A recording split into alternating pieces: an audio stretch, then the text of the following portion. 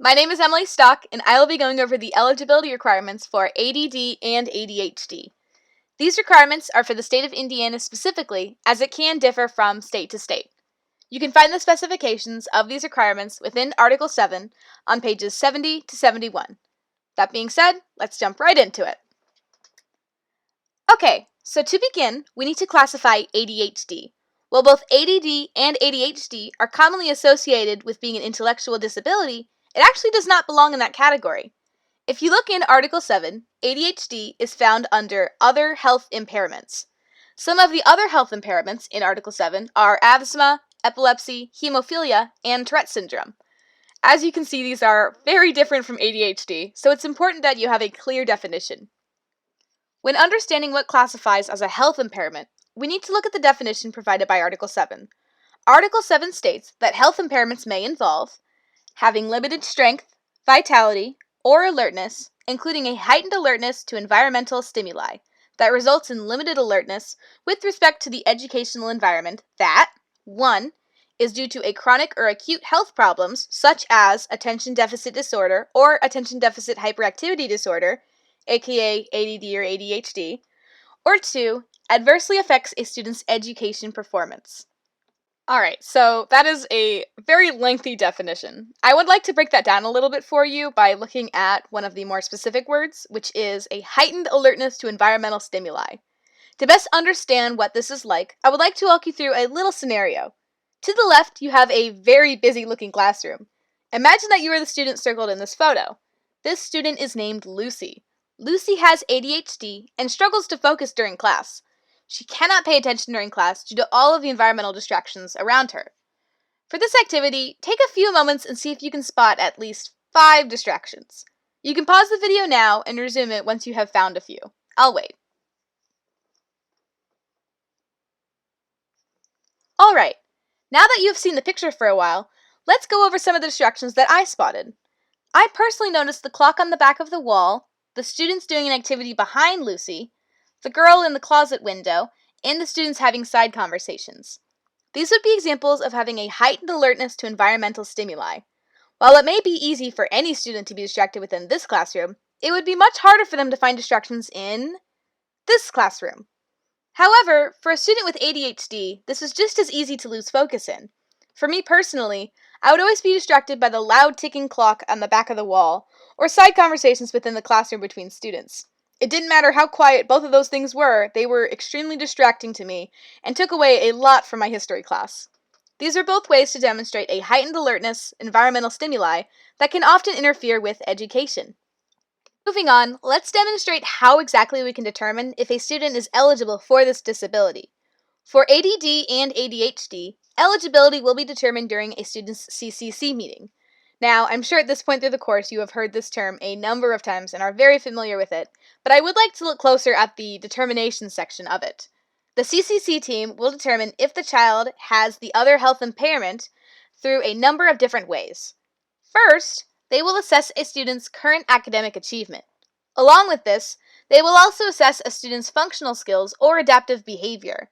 Now, the key factor of this section is that it should be done across a number of different environments from multiple sources. Since ADHD is not strictly a learning disability, it should be visible through examples outside of the classroom. A lot of students with ADHD will demonstrate a difficulty to focus in places such as crowded events, movie theaters, or sports events. These are just to list a few. Next, a social and developmental history should be collected that may include some of the following: communication skills, social interaction skills, motor skills, responses to sensory experiences, and relevant family and environmental information. ADHD is not strictly a distraction thing. It affects the way a student's brain is wired, much like how other health impairments affect the brain or the body. A number of cases will demonstrate ADHD through the social and developmental history. Looking through this list, responses to sensory experiences sticks out to me the most. Often students with ADHD will need an outlet for their contained energy, and if you remember, the assistive technology portion of this presentation went into hyperactivity relief toys. This helps a lot with this very specific part of the determination process. That being said, let's move on to the second part of the meeting. The next way that the CCC team will determine if the student is eligible is through a systematic observation of the student across various environments. Much like last time, the varied environments part is a key factor. The team will also go over available medical information that is educationally relevant. Fortunately, ADD and ADHD is able to be diagnosed, so this would help tremendously in the process if a student has a diagnosis. It also tends to run genetically through families in most cases, so having the medical information is relevant. The CCC team will also go over any other assessments and information collected prior to referral or during the educational evaluation, necessary to 1. Determine eligibility for special education and related services, or 2. Inform the student's CCC of the student's special education and related services needs. Finally, I have one more activity before you move on to student accommodations. Okay, so in this scenario, you will be participating in a CCC meeting. Since you are at home, you do not have a full group, so you'll have to use your imagination a bit. There will be 3 students looking to seek out special needs due to potentially having ADHD. It is up to you to determine which of these 3 students truly qualifies for ADHD and which ones do not. To help you out a little bit, I will start off by saying that only one of these 3 students will have ADHD. The 3 students are Zach, Trucy, and Avery. I will now be going over them all individually, so you may want to take notes or just make a mental note of who you think would qualify and who would not. That being said, let's begin with Zach. Alright, so our first student is Zach. Zach struggles to do well in his 3rd grade math class. He cannot solve problems having to do with fractions or decimals without the usage of a calculator, and also cannot commit formulas to memory. He only demonstrates a difficulty to focus within the classroom, as he is quite attentive outside of school. Zach does not particularly enjoy his math class, nor does he like attending school. He is on the football team and would much prefer to throw a ball outside rather than sit in Miss Johnson's classroom. He does not have a family history of ADD or ADHD, nor has he been tested for it. When asked why he struggles to do well in Miss Johnson's classroom, he states it is because math is boring. So I will give you a moment to look over Zach's credentials, and then we will move on to Trucy. You can pause the video if you would like. Okay, moving on to Trucy. Trucy has difficulty with reading and writing. While she did well in her 1st grade reading class last year, she has not been able to meet the criteria that 2nd grade has for reading. She does not state to be too distracted to read, but rather has difficulty putting words together.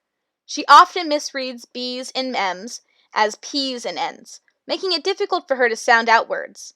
She faces the same challenge with writing and often needs to have a helper when writing large sentences. Trucy does not experience a heightened alertness to environmental stimuli and bears no issue focusing on in-class lectures. She demonstrates a difficulty to read outside of the classroom, but can focus with ease. She does not have a family history of ADD or ADHD, but she does have a family history of dyslexia. So you can take a moment to look over Trucy's credentials or pause the video, and we will move on to Avery. Okay. Next, on to our 3rd student, Avery. Avery is struggling in her 4th grade math class. She is unable to get good grades on her math tests, nor is she able to complete homework adequately. She often cannot focus long enough during lectures to record the material. She also struggles to do homework once at home. Avery has demonstrated difficulties to focus in environments outside of the classroom. She doesn't like to go to football games as they often give her a headache. Avery's teacher, Miss Hanson, moved Avery to the front of the classroom rather than the back last week. So far, there have been improvements. Miss Hanson has to occasionally redirect Avery's attention and finds it much easier to do with her in the front of the class. While Avery's father has never gotten a professional diagnosis, he too had the same issues in class when he was Avery's age. Alright, I will give you a moment to look over Avery's credentials, and then we will go on to the results.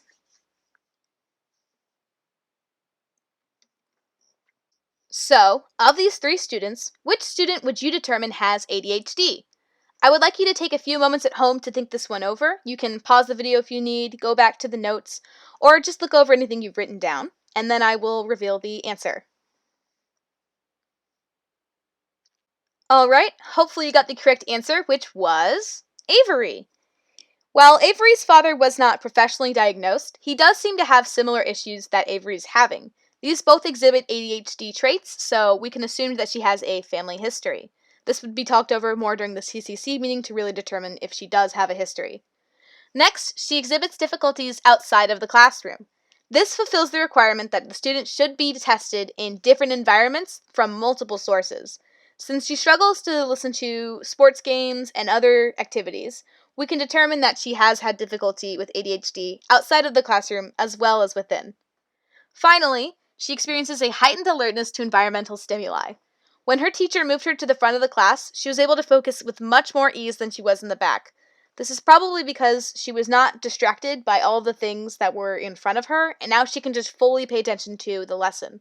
The teacher is also redirecting her a lot, which can help a student with ADHD.